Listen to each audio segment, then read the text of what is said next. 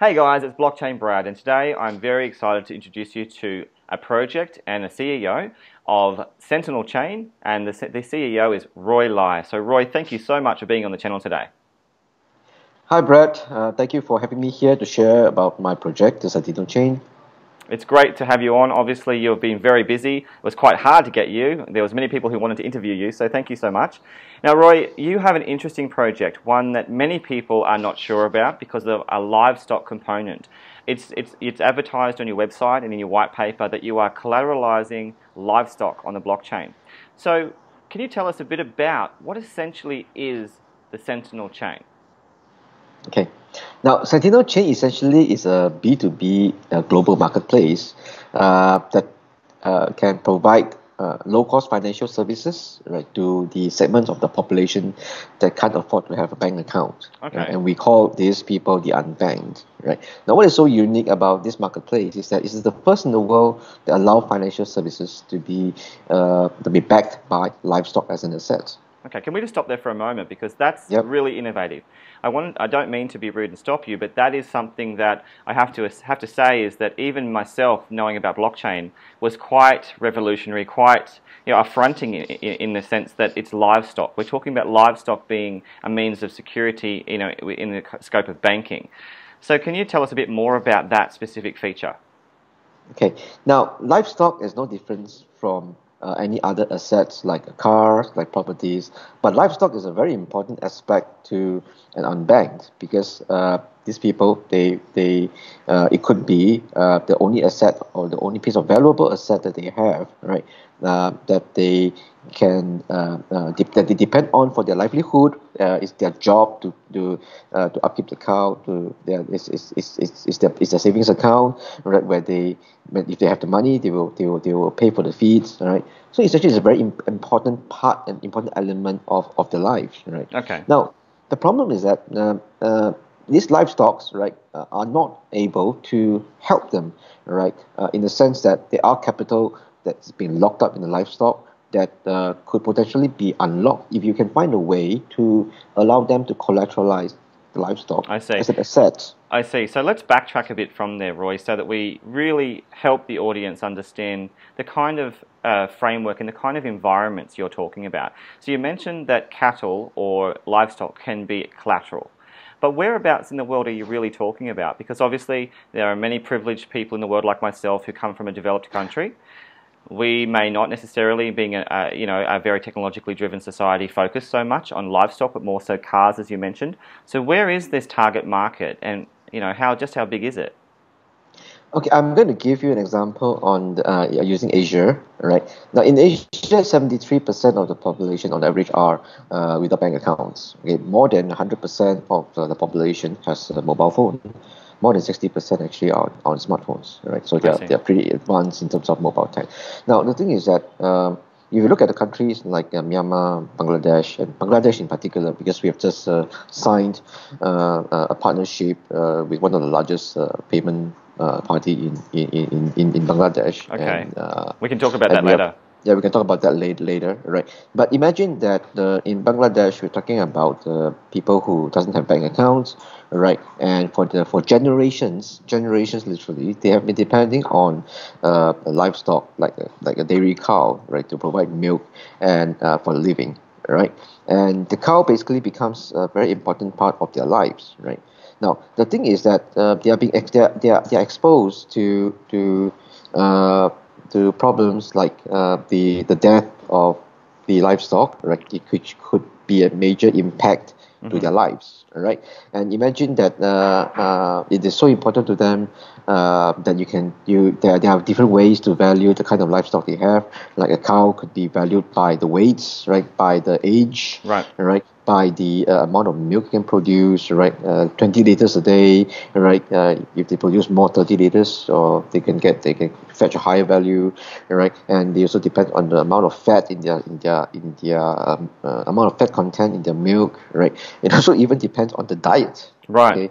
So if you take the feed and you chop the hay into finer pieces and feed it to the cow, right, you can actually get better result in terms of the milk content. I see. So it is. So essentially what you're saying is that because these societies are agrarian societies, they're really focused on agriculture, or they're, in some instances, or they're focused on economies that rely on livestock as their staple means of income and economy.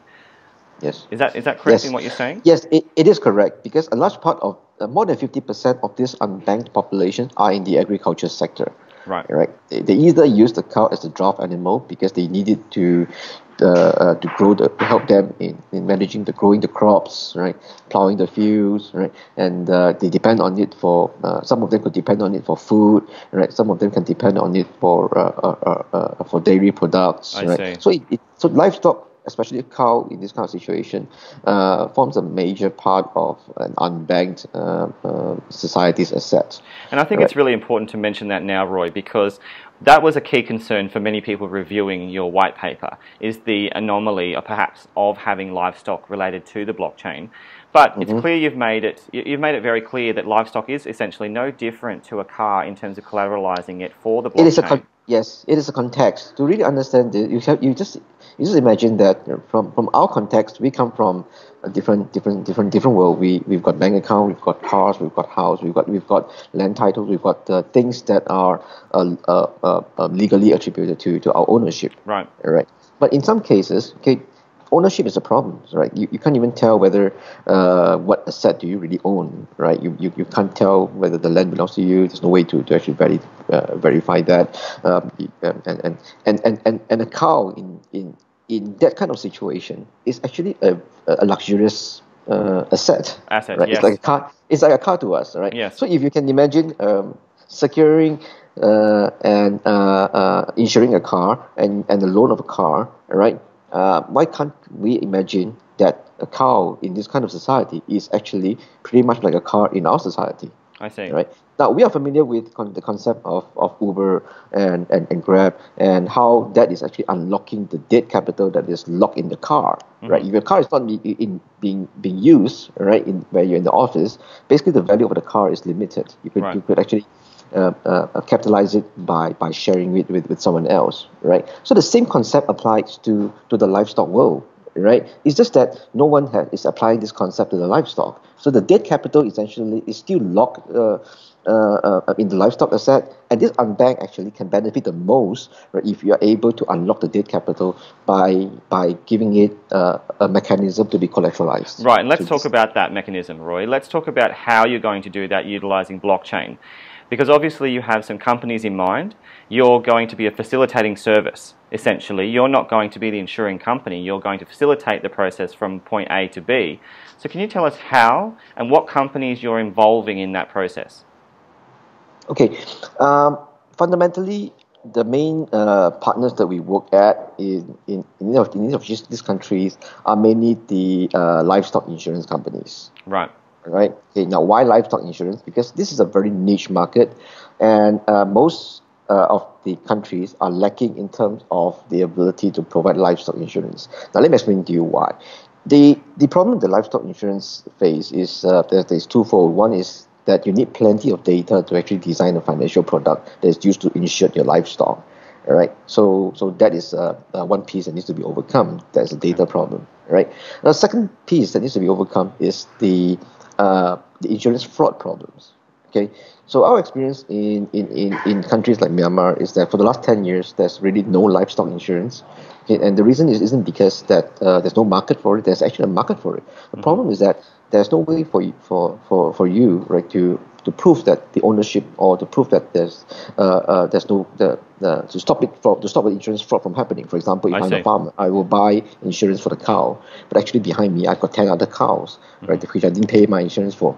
So in the event that one of them die, I'm just going to remove the plastic tag for this cow and plant it onto the dead cow. All right, so I'm actually insuring 10 cows for the price of one. I see. So there was problems for any insurance. There's no incentive for the last 10 years, essentially, in these economies to provide for insurance for the small farmer. Yes, it's more like the inability to solve the last mile problems. Right.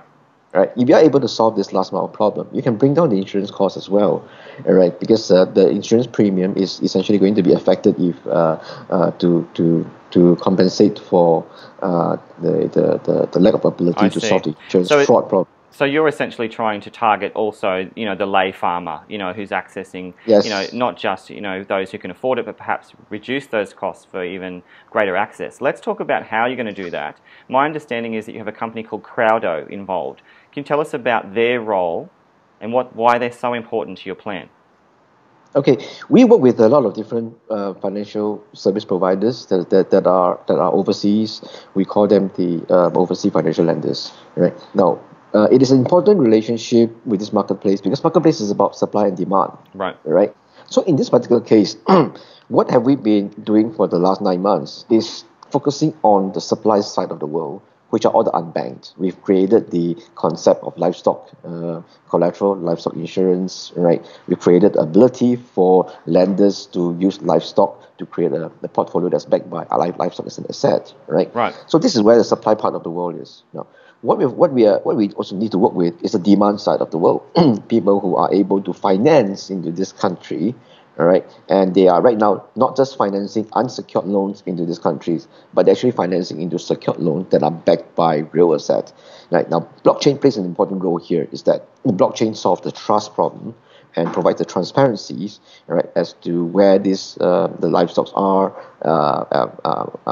and We can how long trace have they them as been. well. You can trace them as well, all right, and this is the value, and most importantly, I would say that blockchain solves a very important part of the supply chain problem, and is the provenance, Yes. right?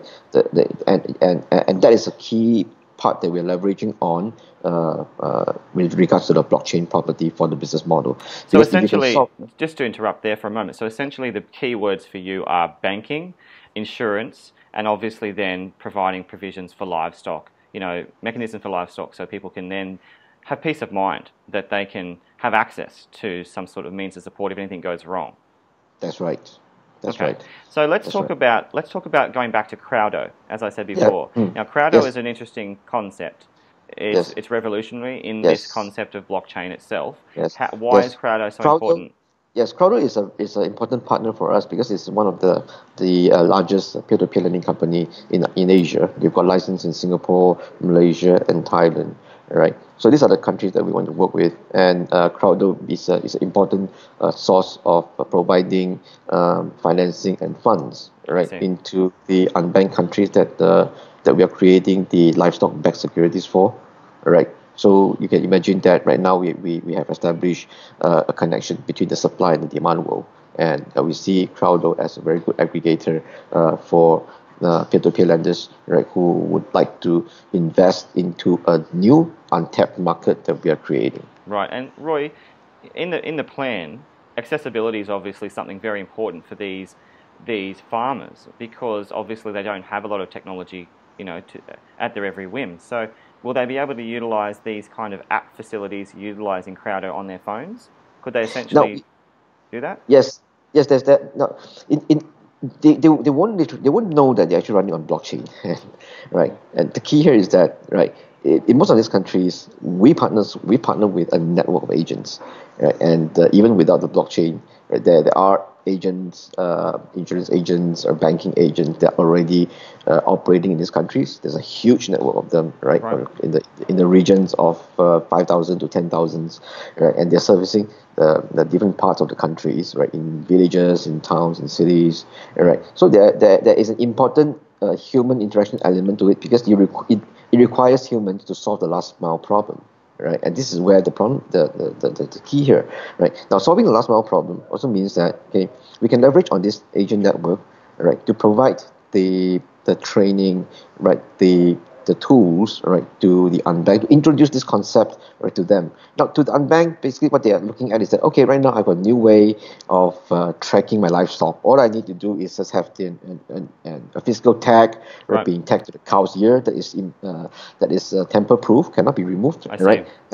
And they just have to be told that, okay, now you install this application, all right, that tracks the unbanked's identity, right, and which creates a store of the identity where the insurance agents can verify, the loan agent can Yes. verify.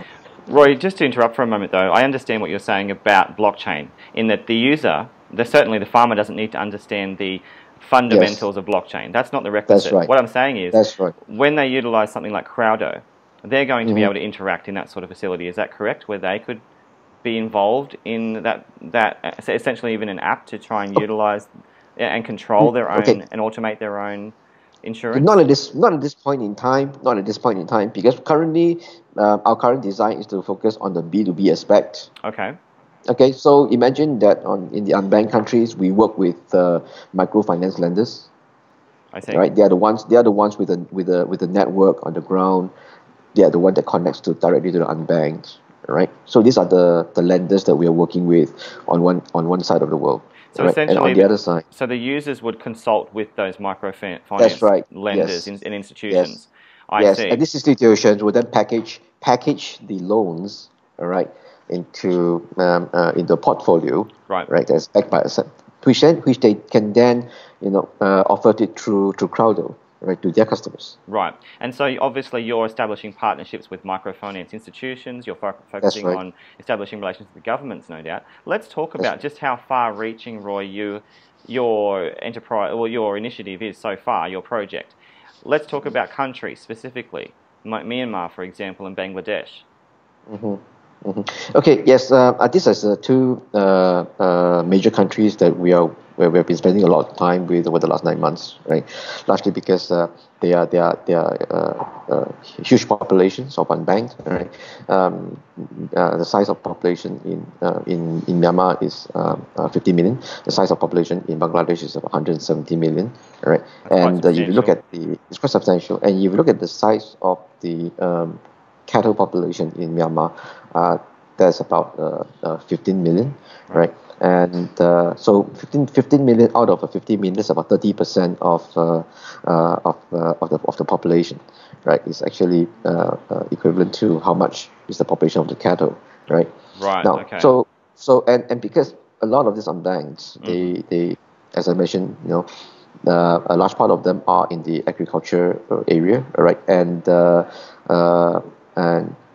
the governments are looking for ways, right, to help them either from a social angle or from an economic angle, right, to come out of from poverty, to have a more efficient financial systems, right, that they can benefit from, Right. now. So this is what we see, and most of the time when we enter and we understand the problem, right, there is an immediate need that they see when we explain to them the concept of Sentinel. And Brad, this is also one thing that we noticed, is that when we started announcing the Sentinel Chain project early this year in January, right, we have experienced feedback from the rest of the world, people saying to us that, Roy, right, have you considered my country? Because it seems Right. like you're only focusing on Asia. Right. Now, Roy, let's just pull it back though. I mean, clearly you're going to be utilized by many countries. Having listened to your argument, and then when we explore continents even, there are many countries that could be advantaged by the provisions you provide in that, actualizing livestock insurance provisions and banking facilities for those who typically can't get it. That's clear to us. But what I'm asking is, what's actually happening in Myanmar and what's happening in Bangladesh specifically in relation to Sentinel Chain? Okay, in Myanmar, we are working with the Myanmar Insurance Company, which is an insurance arm of the Ministry of Finance, right? So we are in discussion on how we could roll out a pilot, right, in the month of April, right, and to basically apply this Sentinel Chain concept, right, to the Myanmar populations. And they are the only one in the whole of Myanmar that has the livestock insurance license. And Right. they are the only one with a skill set on how to even manage the livestock insurance. So you're working So with the only entity that only entity. has the single license in the entire That's right. country. So that's That's right. a serious consideration, I think, when understanding and unpacking Sentinel Chain. Yes, but that is very common. In the case of Bangladesh, it is the same thing. We are working with Green Delta, right, which is the largest non-life insurance company in Bangladesh, right? Right. Because livestock insurance is a very niche field, and there's not really a lot of insurance company that knows how to handle it. But I Right? So think- usually there's only one, But and if you partner with that one and you provide the right solution, all right, basically you're in the market. Right, but the point I'm making, Roy, is that obviously there are few insurance companies that cater for livestock, but that's not the point. The point is that Sentinel Chain is directly involved in this process early on. That's right. So I mean, that's the interesting part, I think, is that people perhaps don't understand just how early on you started to engage in these relationships and forge negotiations with these governments, essentially. So how long have you been doing that for, and how long has that been going on? The Sentinel chain project actually started a lot longer than it is. We actually started the execution in May last year. Our original plan was to have this ICO sometime in September. Unfortunately, due to certain events that's happening in the rest of the world with regards to ICO regulations, we've decided to delay our ICO to early this year. Right? So that's why we have been around, and people have heard about us for quite a while now. So the thing is that we are a blockchain company, but we feel very strongly that the technology has to be applied and must be applicable to solving human problems, right? This is where the true value really is. And so far, there really isn't any strong use case on how blockchain is benefiting human lives. Right. Well, let's talk about this a bit more. Clearly, you've made it very clear that you've been working with Bangladesh, you've been working with Myanmar, but just specifically, who are you talking to in those countries, and what's the progress so far? In the case of in Myanmar, we are partnering with one of our partners, which we can't announce at the moment, right? But we will be announcing it very shortly, and it's most likely going to be in the form of a JV and how we can establish ourselves in Myanmar. But I did mention that we are working with the Myanmar Insurance Co. Right, to formulate the plans in Myanmar. Now, in the case of Bangladesh, right, we are working very closely with our local partner. We always work with local partners because they are the ones that's driving this. We see ourselves as an enabler on how to provide the solution to solve this problem. I see. Right, so in the case of Myanmar, in the case of Bangladesh, we are working with a company called Cloudwell, right, which is an established payment provider in the milk industry, in the dairy industry. Right. So they service 300,000 farmers, right?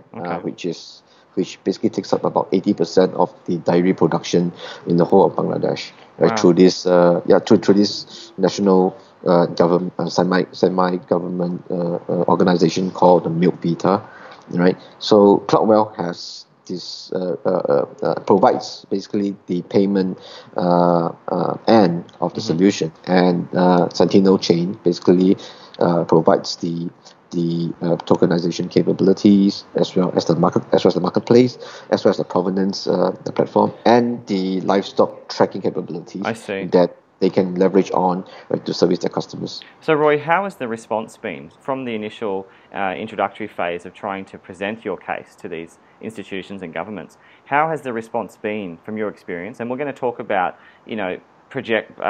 projected possibilities around the world in a moment with other countries. But just from your own experience, how has the sentiment been from the government standpoint?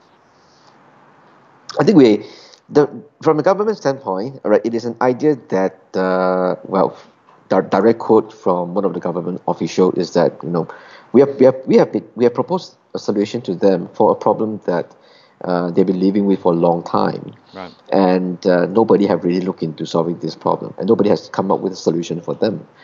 Right? So this is a good validation of our business model, right? And the moment they heard this idea, they want to know when can we start, right? What is the procedures for us to, what is the process for us to engage? What's the price point for the tag, right? Because we are talking about large volume of users, large number of users being able to use the system, right? So these are the kind of discussion that has been taking place. It's not thinking about when or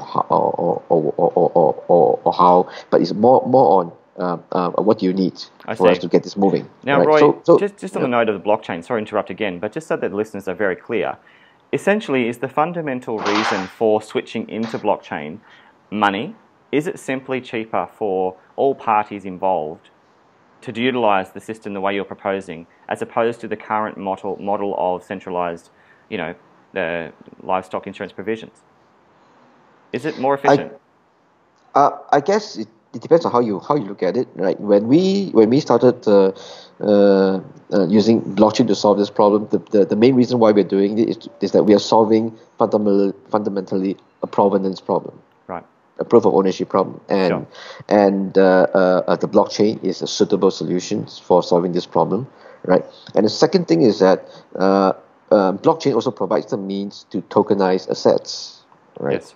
And before you can tokenize the asset, of course you must solve the provenance problem. So when we combine these two things together, naturally you have a very nicely and suitable fit for purpose solution, right, to apply to solving this problem that is on in the local community. I see. Much better than if you were to talk about centralized system, right, where trust, right, could be a concern, especially when it involves an ecosystem of stakeholders, right? And in this particular case, potentially we're talking about government involvements, loan companies' involvements, and insurance companies' involvements, right? Yes. And there's a payment system that's been built in. So when you factor all these conditions into the local ecosystem, the blockchain is, in this particular case, a private blockchain actually serves the purpose very well. I see. So it's obviously more about money. It's also about the provision of ID, the provision that's built into it to make sure that you have that provenance as well, so that you have proof of ownership, as you said. Yes. Let's talk Yes. about now partnerships, Roy. And cost and cost as well, because Mm-hmm. if we go in with a centralized solution, right? So we are talking about upfront costs, Yes, which potentially is a showstopper for some of them. of course. Right? But if you were to start off with a blockchain solution in this kind of context, right, it's easier for them to move forward, right? It could grow organically, or it could scale much more easily when you compare to a centralized one. I see. And that's a major factor. Otherwise, businesses and governments wouldn't do it.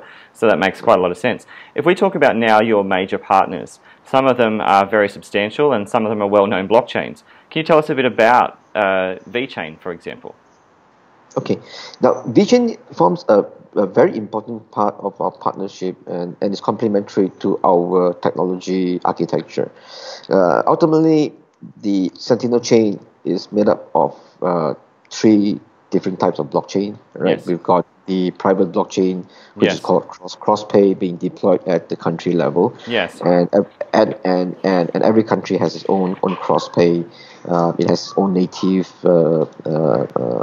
tokens that is pegged to the value of their native currencies. Right, they all operate independently on their own, and we have Sentinel Chain, which essentially is the hub of the spoke. Right, and it facilitates the transparency in exchange, right, between the transactions across the different types of cross-pay transactions. Now, Right. Sentinel Chain itself is a consortium blockchain, so it is not a public blockchain. You need to be a member of it, and the consortium is basically controlled by decentralized governance. Okay, so sorry to interrupt. I'm just going to clarify these things because that's quite a lot of information, Roy, for the Yeah. public to understand. So let's go through this a little bit. Okay. Sentinel Chain, as you said, just to reiterate, is a consortium blockchain. It is not a public blockchain by design. Is that correct?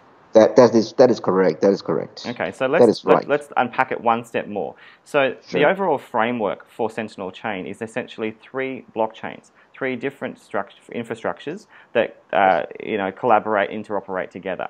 You've That's mentioned right. the private blockchain at a local That's level. right. You've mentioned That's right. also Sentinel's consortium blockchain, but then That's you have right. VeChain, which is the public blockchain That's conduit right. that works That's right. interoperates. Okay, so that's important That's that we right. understand that. So why have you done it this way? And Because yeah. yes, because we believe that there's no one size fit all solution when it comes to blockchain, right? And we believe that every blockchain can be designed, right, to be used under circumstances. So we basically apply the best of breed blockchain for different aspects.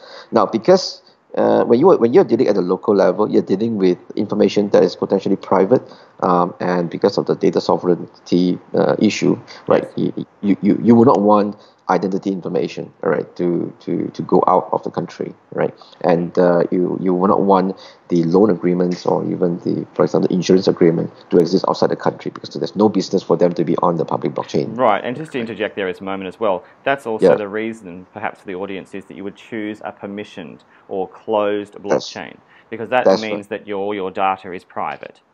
That's right. So at the And it's local level, you've privatized that data. That's right. That's right. And it's owned by the corresponding stakeholders themselves. All right. Okay. They own the data. Now, because it is private, all right, some information potentially is more relevant if it's on the public blockchain. So, Okay. for example, right, if let's say you're talking about the age of the cow, right? Where it comes from, the provenance of the livestock, right? Now, these are information that is very useful to exist on the public blockchain, because if this livestock gets exported outside of the country, all right, to the rest of the world, all right. So you do not require yourself to be a part of Sentinel to verify the The where the provenance. source of origin, yeah, the provenance, the source of origin of this livestock, right? Right. So there could be many multiple use cases for it. For example, I just mentioned, okay, from a livestock import export perspective, you can easily trace it back to which part of the country it comes from, all right, by referencing the data using VChain's I public see. blockchain.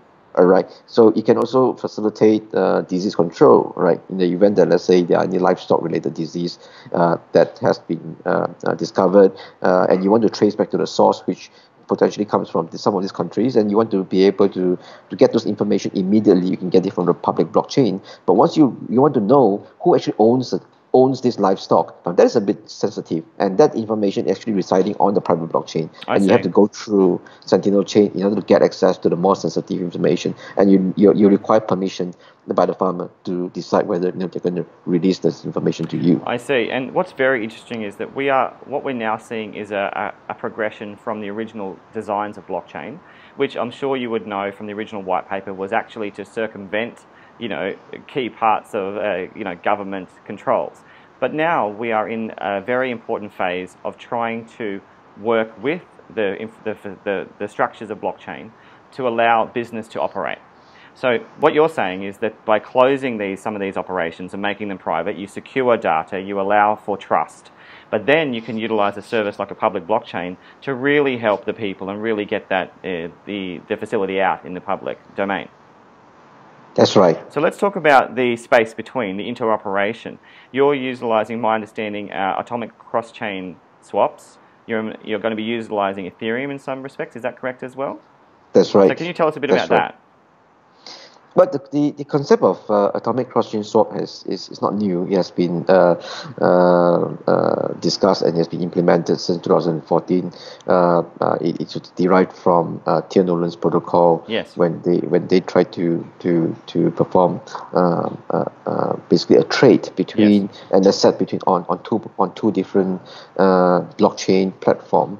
Right, using a shared secret. So right? essentially exchanging tokens is really what Yes, it's about. it's really an exchange of tokens, right? So, but in fact, in the design, there's no need, really a strong need for atomic cross chain swap but it is useful because it provides the transparency. Okay, because you're talking about crossing over 3 blockchains sometimes for a Sentinel token to pass through Sentinel chains into the local blockchain, all right?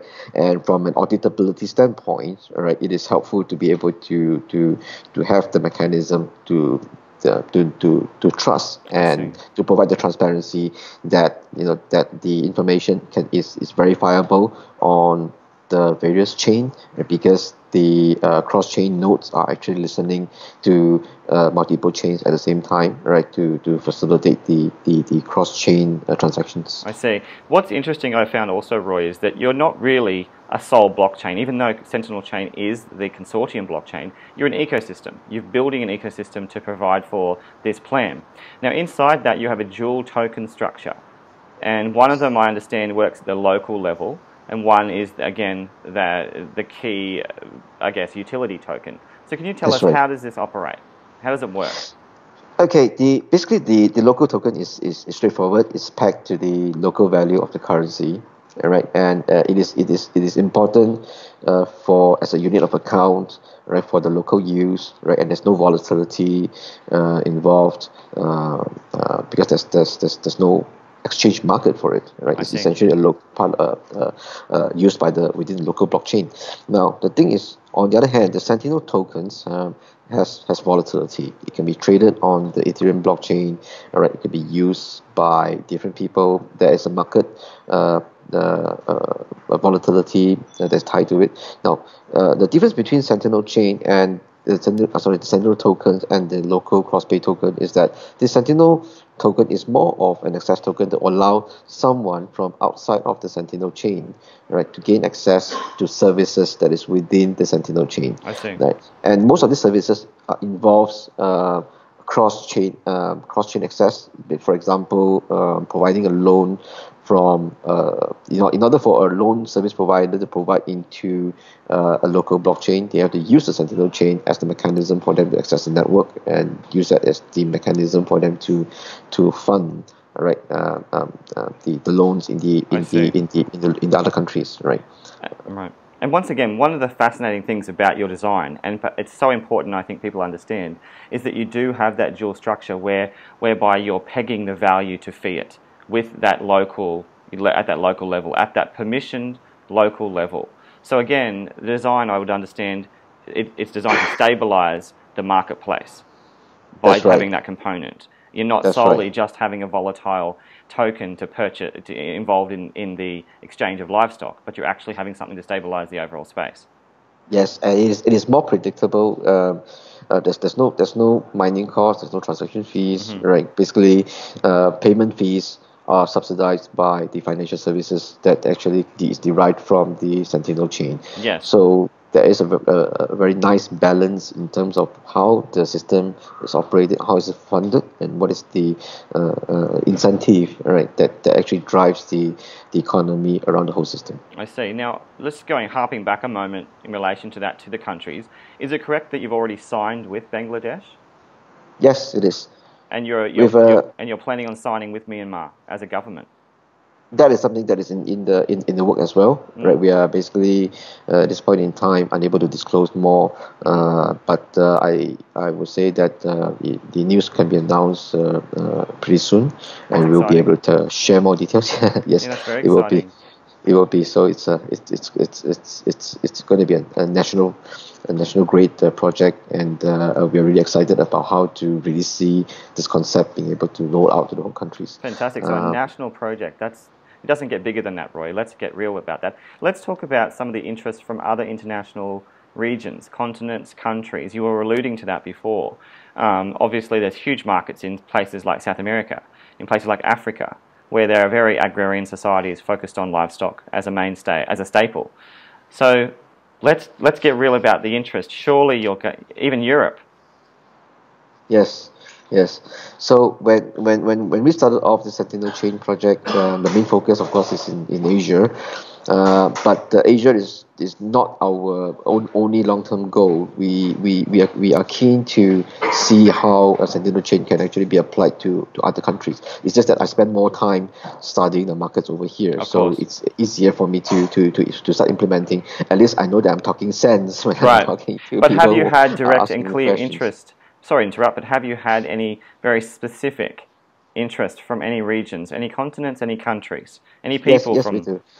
Yes, we do. In fact, the thing is that since our announcement of the Sentinel chain, we have been getting feedback from very interesting people from around the world, and we have figured that this is an opportunity for us to create an ambassador network, a Sentinel chain ambassador network that is global, and we are connecting influential and global individuals into this project, which have a view on how Sentinel chain can be adapted to use in their countries, and who is familiar with the kind of problems that Sentinel chain can be used to solve in those aspects. For example, we actually have a new addition to our team, a member of the European Parliament, right, who will be coming on board as the Sentinel chain ambassador for Europe, and we also have our team in Argentina, right, as ambassador for Sentinel chain in Central America and South America. I see. So just to recap that, so you have a member of Parliament in Europe who's going to be integrating into the Sentinel chain team. You have someone in Argentina, so that's significant for two different continents already. Yes. You must be very excited about the potential of Sentinel Chain around the globe.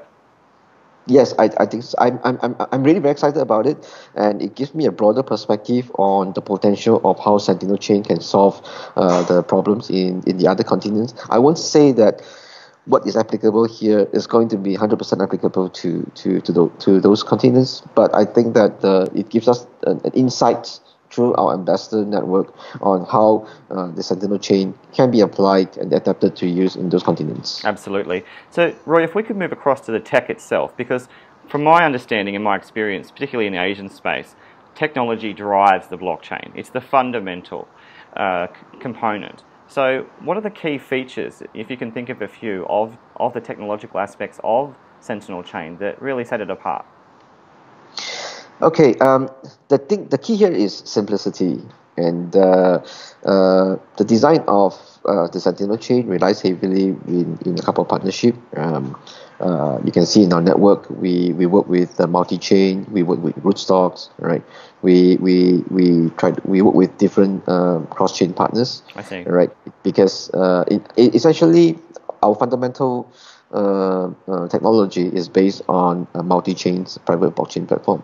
Right. Now, why we chose multi-chain is really because it's of its simplicity. It's just a fork of the Bitcoin core source code, right? And it has new features, it has functionalities and features that makes a lot of sense, right? In to me, in how it's applicable for lightweight financial applications, yes, like those that I've just mentioned. And it's also right? highly provable as well. Yes.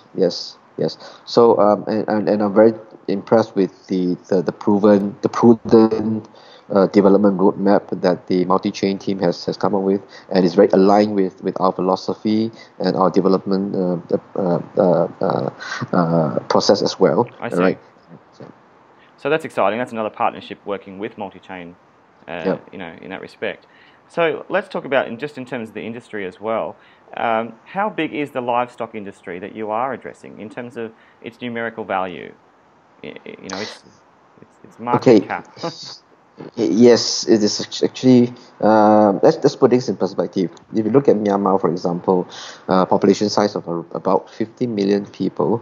I think the cattle population is about 15 million.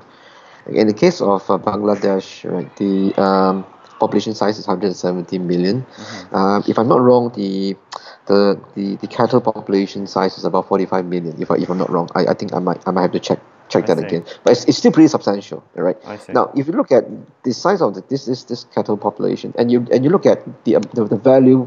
The value of the cattle could range between $1,000 to $5,000, right? US dollars. Okay, you multiply that by the amount of the population size of the cattle. That is just for cattle alone. We're not even talking about other livestock, right? So that is one way to gauge how big the market really is. Now, it is going to be a very, I would say, a market with a huge variant, because what account being used in one situation is very different from account being used in other situation. It could be used as a drop animal. It could be used difficult to try and isolate a value point, but just in the terms of generic value. It's a very broad category. It's a very broad category. But essentially, are we talking about $1 trillion market here? Potentially, it could be if you start to combine, if you start to go across other countries and other livestock. Okay. Now, you mentioned that you have, your original plan is to go through the Southeastern Asian belt, Bangladesh, Myanmar. Are you looking at any other countries in that local region? At this point in time, we are mainly focusing on these two because the condition is right for us. It's a low-hanging fruit for us to just go in and do it. I see. Right. So, but we're not disputing the possibility that there may be other markets that is right for us to go in as well. It's just that we so far these are the two low-hanging fruits for us. I see. Now, obviously, when you do approach this, let's talk about your business model.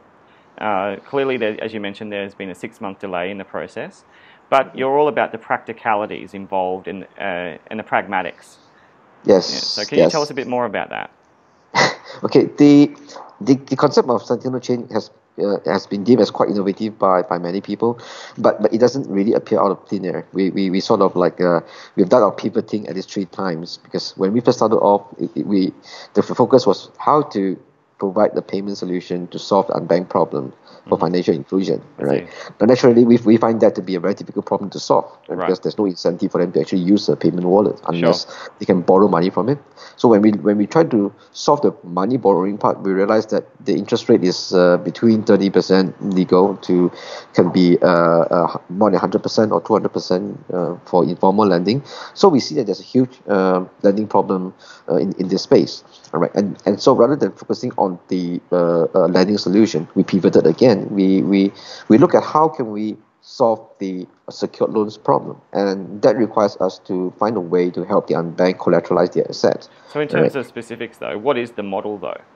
Because that's the information of what you're trying to tackle in terms of the problem. But what is the model itself that you're doing?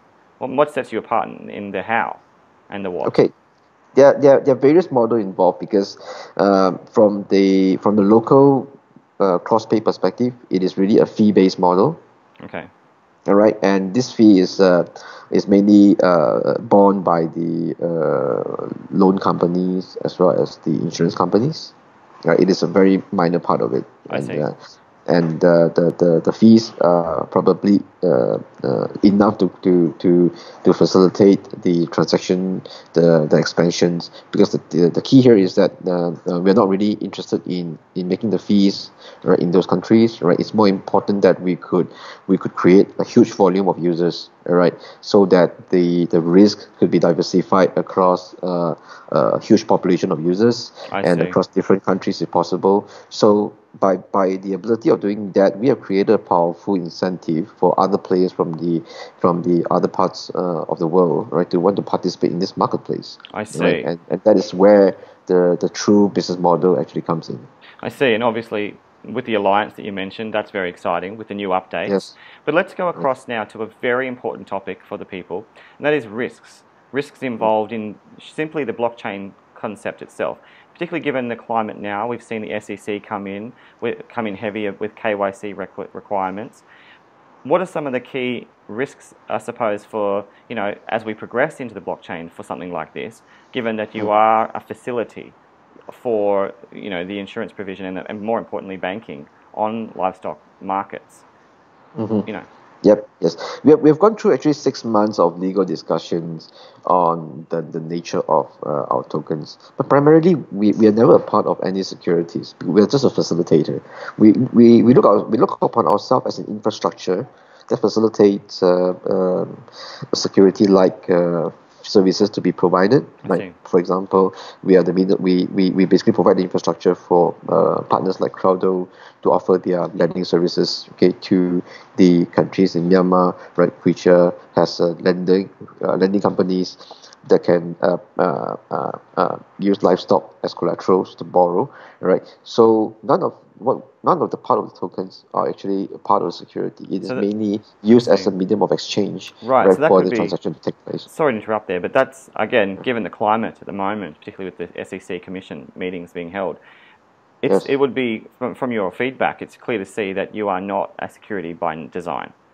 Yes. And so for that reason, there's every reason why it could be taken quite seriously around the globe, including in places like the US at some point, once they figure out the issues with the SEC and the determinations with securities in relation to ICOs and blockchain projects.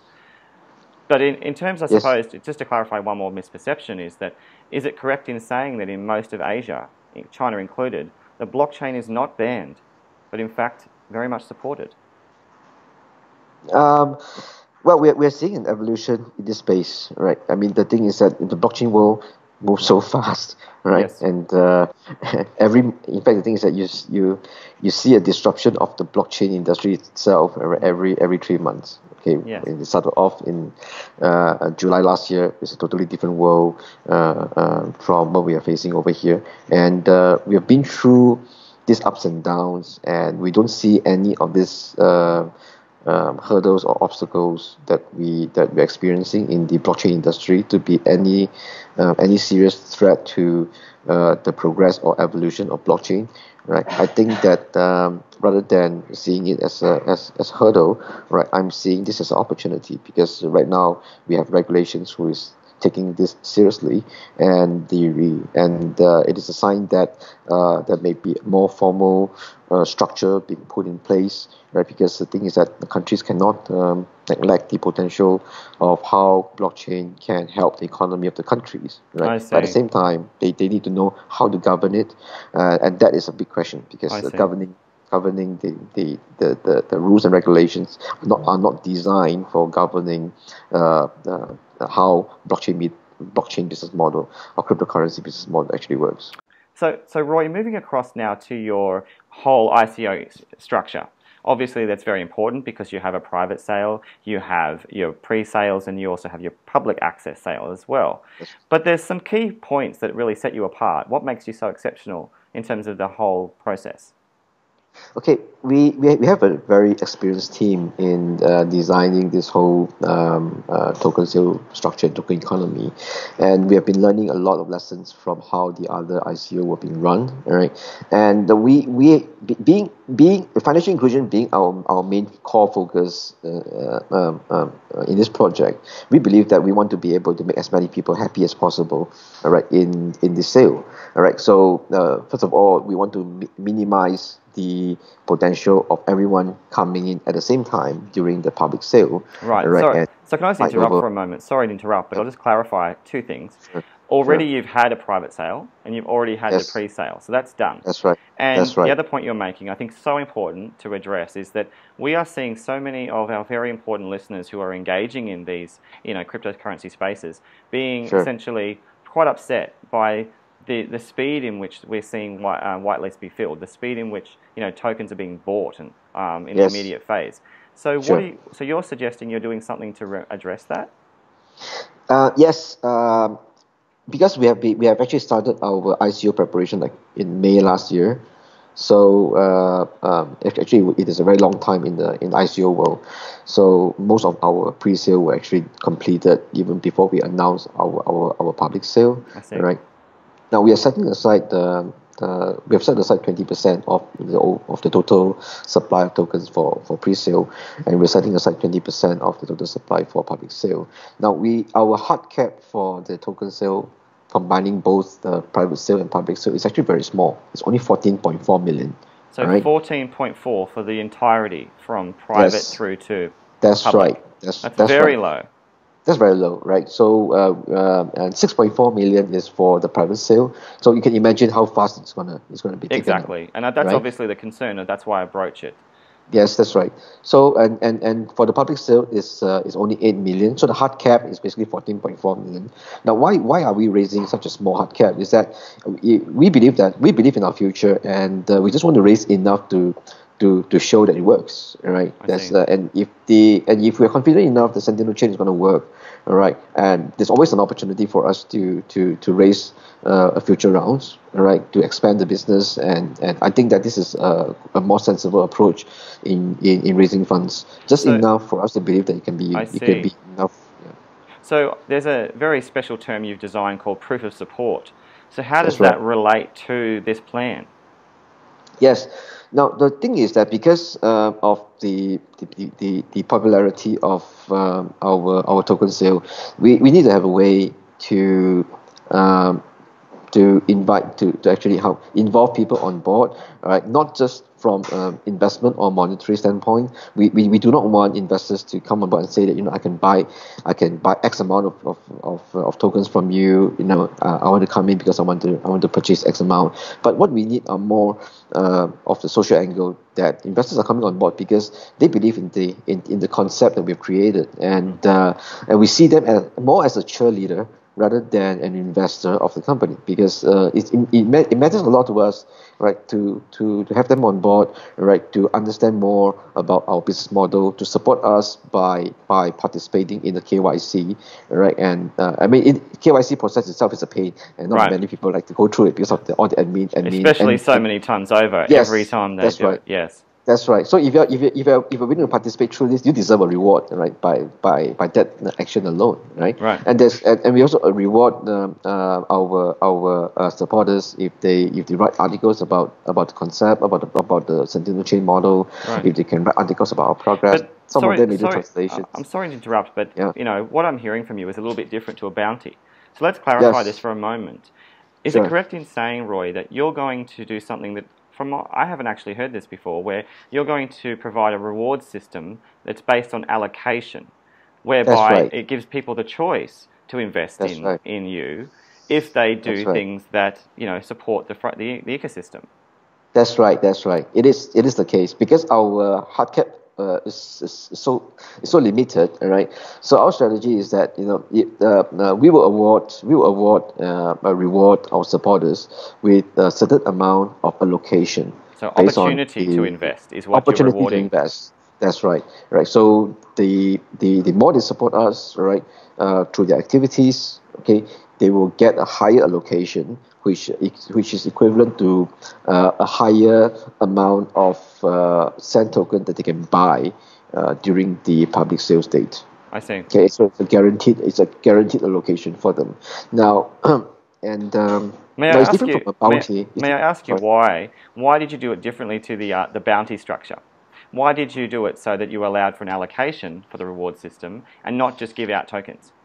Yes. Now, we do have a bounty structure, all right, and we're not relying on the proof of support alone. Our bounty structure is called the proof of love, all right? Proof of love. So you have a proof of love and a proof of support. Okay. That's right. Okay. Now, the proof of love basically facilitate the group of supporters that can't may not be able to participate in our project because of the jurisdiction they're from. Our Okay. tokens are not available to U.S. citizens and China's residents, right? But they can still participate in supporting us, and in return, right, we will be rewarding them in bounty, all right, as a token of appreciation. I see. Now, how the bounty works is that it is designed in such a way whereby for every $1 worth of token that is given out as a reward to the supporter, all right, an equivalent $1 would be put aside, all right, for donation for social purpose. All right. For example, the country that I just mentioned, we're going in there with partnerships, we're deploying payment solutions, financial inclusion services on the network. But there's a certain aspect of the problem that we cannot reach out to, that the financial inclusion can solve. Like, for example, clean water, building of infrastructures, electricity.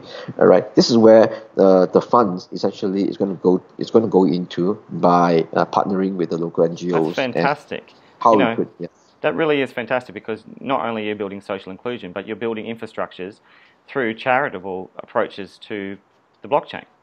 A one-to-one provision. Yes. We want as many people in the world to be able to benefit from this concept, from our effort, from actually every supporter's effort in making this a vision a success. So have you worked the tokenomics of that? Has that been factored into your overall design of the token structure? Yes, that has been a part of our plan. 10%, right, that we set aside for the team and the community.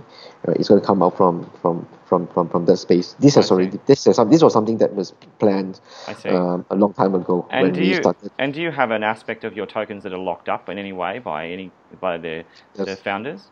How much is that? That's 2.5 years for the founding team, right?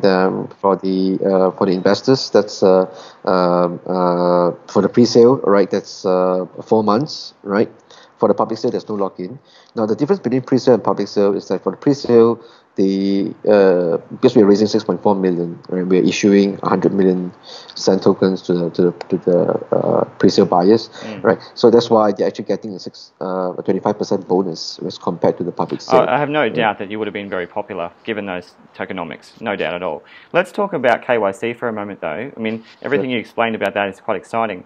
But there was a small hiccup we heard about recently, and that hiccup was obviously to do with KYC. It was a very small issue. You resolved it, my understanding, very fast. So you are to be commended. But could you just tell us a little bit about, just how fast acting you were to solve a very, very clear problem in the KYC? Okay, yeah. So the KYC registration started at On the 5th, on is the that 5th right? of February. On the 5th of February, all right. At the 0 hours, there was a lot of interest, and we have 1,000 applicants within the first 10 minutes coming in just for the KYC, and a lot of people actually queuing up to come in. Now, within the first 10 minutes, we ran into a hiccup, and someone discovered a vulnerability in our KYC platform.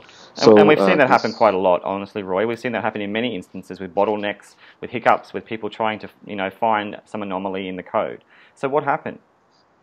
And yes, what happened was that we discovered that this vulnerability is only exposed to those users who registered with our systems, and they are able to download certain information that belongs to the other registered So users. was that a lot of people? Immediately. Was that a lot of people involved?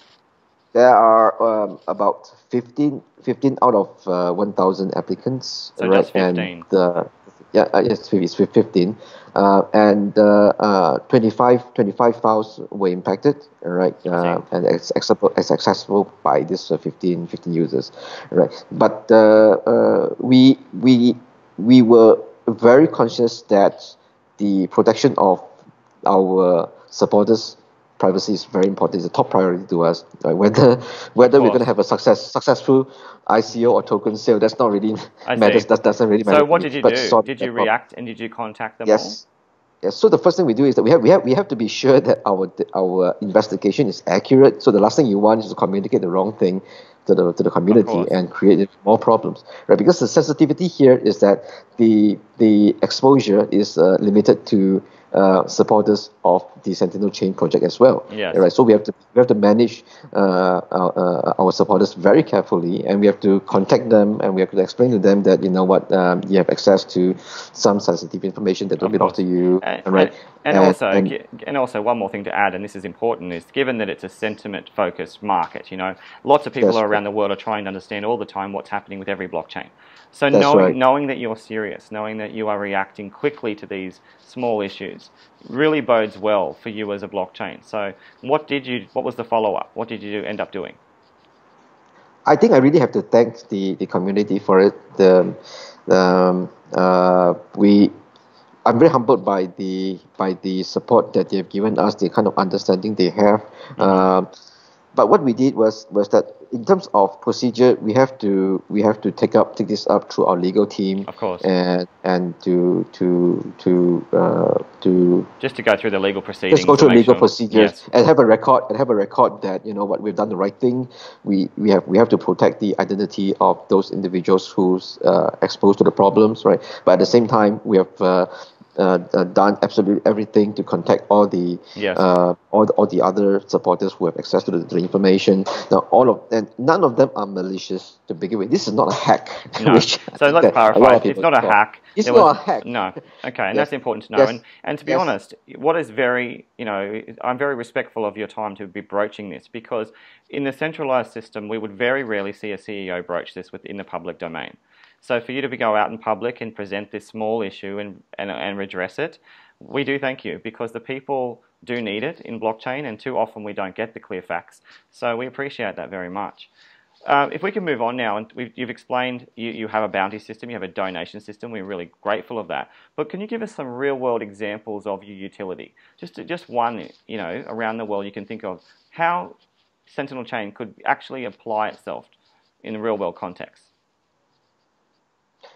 Okay. Now, I can maybe talk about the first project that's going to happen on the ground, and it's going to be directly applicable to the livestock insurance. And the Sentinel token is used essentially as the funding mechanism for the insurance company to put their data onto the blockchain. Okay. All right. So this is going to be the first real use case that's going to happen. And secondly is with our tie-up with the financial service providers. Right, we're going to be using that to structure the next real use case. And we because the beta of Sentinel Chain is scheduled to be ready by the Q2 of this year, all right, Okay. and we Which is quite soon. which is quite soon, which means that we need to move very quickly, and get the B2B community on board, and to get the supply side and the buy side of the of our partners, right, to be integrated to our platforms, right, to start testing. I think that the testing is going to take a while, because this is not a typical product launch. It involves a lot of coordinations between multiple parties, right? So the amount of testing is actually quite intense, right? Of course, and obviously you have behind the scenes quite a lot of B2B interest. You have no doubt a lot of That's right. businesses that want to line up and are knocking on your door. But to achieve that, you must need a large team. So how big is your team at the moment, Roy? Okay, currently our team is spread over 5 countries. So we've got Vietnam, 10 in Vietnam. We've got 5 in India. We've got 2 in Argentina. We've got 1 in US, right? And the Singapore team is actually quite small and lean. And pretty soon after this ICO preparation, we will be expanding the Singapore team very rapidly, right? To work towards building up the architecture. The reason why the team is spread over so many countries is because they're all specialized in some areas. Because in some aspect, we can find better developers in doing certain things in those countries as compared to other countries, and some of them are because of personal relationship. We know that the team there can do exceptionally well, for example, in mobile development, right? And some of them can do exceptionally well in web development, and some in blockchain development, right? So leveraging on the strength of the team in different countries. Also, the third reason is because, well, we're talking about financial inclusion here, so it's important that you actually must have a team, right, that is in those countries, in those countries that's actually have the experience in about what we're talking about here. I see, so, and it's clearly impressive that you have spread across 5 countries. I mean, you rarely hear that kind of response when I ask that to CEOs. Often they start with 1, so something to be commended for achieving. Let's talk about roadmap. You talked about the beta, the phase in Q2. What are the key parts of the roadmap for this year? Can you tell us specifically? Okay, we're going to have the beta in Q2 this year for the Sentinel chain, right? And at the same time, we are going to most likely see the going live of our first cross pay solution, right, before the end of the year, right? Wow, that's exciting. Now, that's important. So that's the utility of it. Yes, that's important, because it is essentially a hub and spoke model, and the hub is going to go through the beta while the spoke is going to go through the production. All right, but that is and next year we will likely have the financial service providers, okay, part of the equation to be on board, and then we will be ready for the integration to complete the end-to-end B2B flow. Right, and that's a perfect segue into the next question of vision.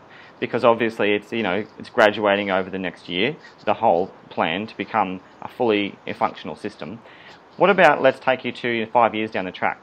So you're in 5 years ahead, Roy, or 10 years ahead. What do you see when you look back? What do you see as something that's achievable in this time period?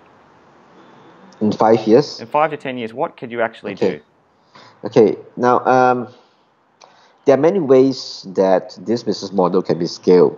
Right, we could go on a market by market basis, right? So I would say that my target at this point in time is one market a year, right? We spend 1 market to develop, right, to test, right, to build up the business. We spend another year to deploy, to implement, right, and to do the market developments, right? And then we will simultaneously, right, start the planning process and the development process for the next markets, right? I see. So we're not worried that there's not enough markets to go around. I think that it is the opposite, right? I think that we're seeing too much opportunities, right?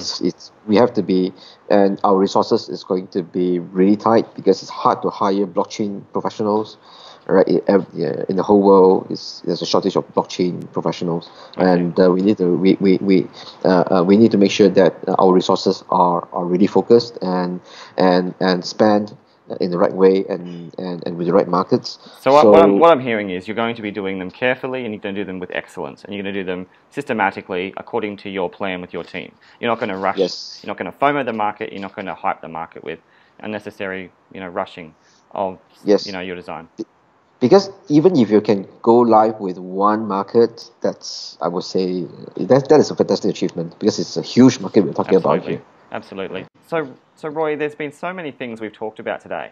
You've told us so many things about what Sentinel Chain is, what they represent, your plan, very importantly, with livestock and how that fits into the blockchain. But Yes. to close off, is there anything you'd like to add in terms of how we can access the information or just a general statement? Yes. Yes. What I would like to add is that we've seen a lot of support from the whole communities from the beginning of the announcement of our plans until now, and even though that we've been going through some hiccups at this point in time, but what is humbling to actually know is that I'm actually getting a lot more positive Feedback? encouragement and support, yes, feedback that they want us to be able to recover from this and to continue to move forward to our visions and giving us their biggest support and constantly offering areas of help if they can. And this is really humbling and really touching, and this is something that I do not expect unless you've actually gone through a crisis or a problem. I see. Right, so That's great, and thank you to all the viewers. I mean, that's who Roy's talking about. It's because of you, those who that's have right, taken the that's right. interest. Thank you. Yeah, that's fantastic. So, Roy, if I wanted to find out more, or anyone wanted to learn more about Sentinel Chain, where can I go? Sure. You can go to our website at www.sentinel-chain.org, or you could easily find us on our Telegram group at Sentinel Chain. Okay, and you're on Twitter, I think, as well, and there's Yes, we have also some. Sentinel Chain on Twitter and YouTube has LinkedIn, some videos as well, Facebook. I think, even. Yes, we have two very popular video. One that demonstrates our prototype on livestock tagging and loans. The other is explainer video on our Sentinel Chain business model and concept. It's two pretty enjoyable video to watch, and I urge the audience to take a look at it when you have the chance. Of course. Well, it's been a privilege, obviously. Roy Lai, you're the CEO of Sentinel Chain. You've explained so much. You've explicated the processes. You've explained the connections, the partnerships. We wish you well in the future, and it'll be exciting to follow you along in your many countries and as you expand across the globe. But for the moment, I'd like to thank you on behalf of the listeners. It's been a privilege to learn more about Sentinel Chain. Thank you, Brad. Thank you for your time and your explanations. And I also want to thank the audience for the time in listening to me and sharing our vision and our concept. Thank you, everyone. Well, we appreciate it. Thank you.